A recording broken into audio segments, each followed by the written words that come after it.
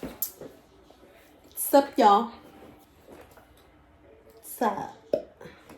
Well, earlier this year, I had the pleasure, the honor of making a pair of pants for Jamie Grace to go on tour. And she wanted them made in pink and green. They turned out really, really nice. I love them so much that I want to make some for myself. Pink, not really my color, but we're gonna go with something that I can wear to church, on stage. Something a little more muted, a little more neutral.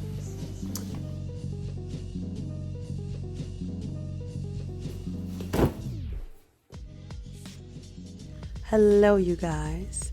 So, we are making patchwork pants. We are getting around to number 3 on our list, but they don't look anything like the picture in number 3 on our list. I realized after going to the thrift store several times that I'm not really crazy about this design.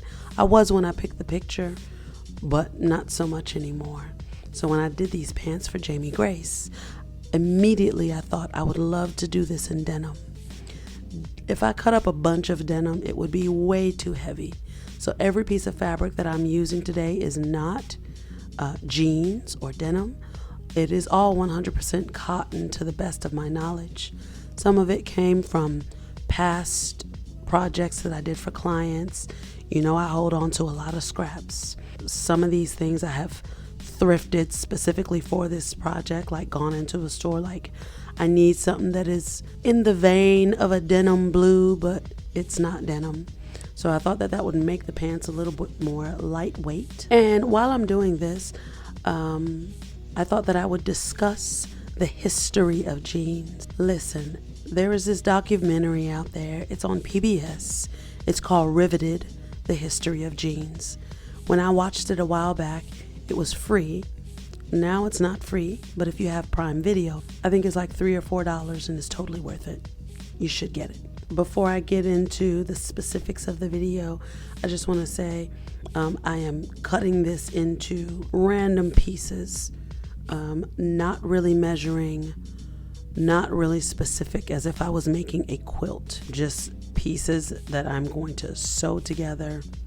And it does take me a long time, and I realize after the fact that I should probably be more specific with my measurements. Anyway, I remember when I was in fashion design school, one of my instructors said that her favorite designer was Levi Strauss because of the impact that jeans have had on our society. Everyone that you know wears jeans. There is nothing else like it in the history of the world. And from a designer standpoint, that is what we all want, is it not? And so when I thought about the history of jeans, my mind went back to Levi Strauss. But denim predates Levi Strauss by at least 250 years. And we can go as far back as the 17th century and find that in Dungri, India, they were making a cloth for workers, a very durable cloth. In Genoa, Italy, they were making a sailcloth, which is a very heavyweight, heavy-duty fabric that was also used to make pants for workers. And in Nîmes, France, they were making a cloth that became known as Denim. Yes, way back to the 1600s, they were using and making this cloth, and it was usually dyed blue to hide the dirt. And I would guess also to identify you as a worker. Okay? Now those fabrics were dyed using indigo. Indigo was a hot commodity, and the competition to get your hands on indigo was so great that it was sometimes called the devil's dye. I guess because people were doing anything to get indigo. I've been sewing for several hours. This is the hardest part now. Getting these big pieces together.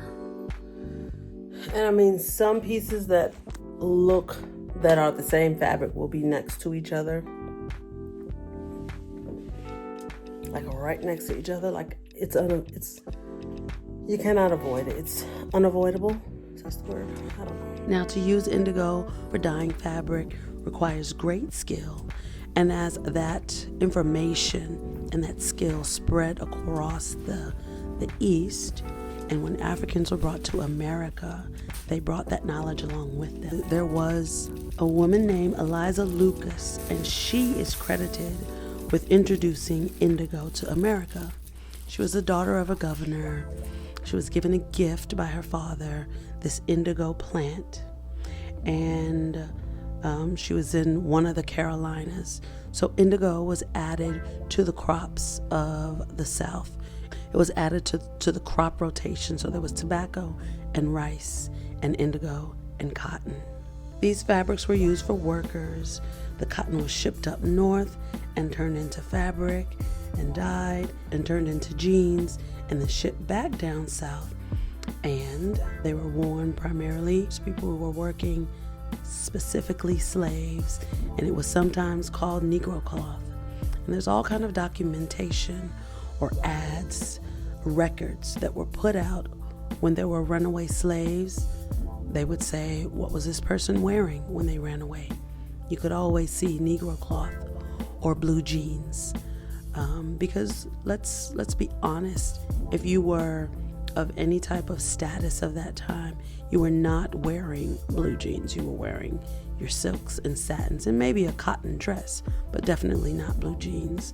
These were for people who were out doing laborious jobs. Sometime after that, in the mid-1800s, you have a lot of people moving west for the gold rush and cattle ranches, and they're still wearing this very durable fabric, these jeans, but they were not as durable as we know them to be today. They still tore and they wore out easily. You think people didn't have as many clothes as we have today, so they were wearing these every day, every other day. And so in 1870, there was a tailor. His name was Jacob Davis, and he was producing pants and mending pants. If you were in any of the towns during this gold rush, you may have made a little bit of money finding gold, but you were making most of the money if you were selling to the miners. And so he was selling to the people of these towns. He was somewhere around Reno, Nevada, something like that. And so someone came to him and said, my husband, he wears these pants for working every day and he's busting out of them. What can we do to make them stronger? And Jacob Davis, who also sold these rivets that were used to enforce and make saddles for horses, he decided to put those rivets on the stress points of the pants where they were tearing very often. That back pocket, front pockets, right at the front crotch of the pants, and along the side seam. You can still find those rivets on jeans today. And so that made them very durable and they would last a lot longer. He was unable to keep up with the demand, so he reached out to Levi Strauss, who was his dry goods supplier in San Francisco, and said, let's go into business together. You have the ability to scale this up far better than I could. Let's get a patent and let's make these together. Levi Strauss jumped on that deal. And he is the name that we know today for making jeans what they are. Back then, they weren't called jeans, they were called waist overalls. And so when that patent wore out, everyone started to make waist overalls. And there was just this flooding of the market. They were everywhere. Everyone is making them, everyone is wearing them. But up until 1930, they were a necessity for people who were working. Now, when the Great Depression hit in 1929, 1930, most of society was struggling financially, but there was still this elite class who was able to travel and shop. They went on holiday and vacation, and there was this nostalgia for the old West. Watching Western movies really created this desire to go back out West, and that's where you see dude ranches come into play. So this elite class, this upper class, they would go out West and they would go to these dude ranches, and they would get an all-inclusive package, and they would get to brand cattle and shovel hay and fish and ride horseback, and the women during that time would wear jeans just because it was the uniform of these cowboys. But they weren't specifically made for women. They were just kind of your standard straight jeans, no shape or anything like that. But the women, they would go back home with their jeans and held on to them as souvenirs. And society was not quite ready for women to be wearing pants yet.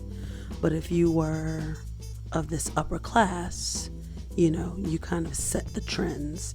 Manufacturers got a hold of this and decided that they would start marketing jeans to women. So they would make them more stylish, a little bit more shape to them. And that is when jeans became fashionable. We find ourselves in the middle of the street once again. All right. Finally, we got some sun, but it's cold. I did a white t-shirt from Walmart, a vintage blazer, Pierre Christine. These sneakers that I bought on vacation at Walmart because I needed a sneaker. Love these.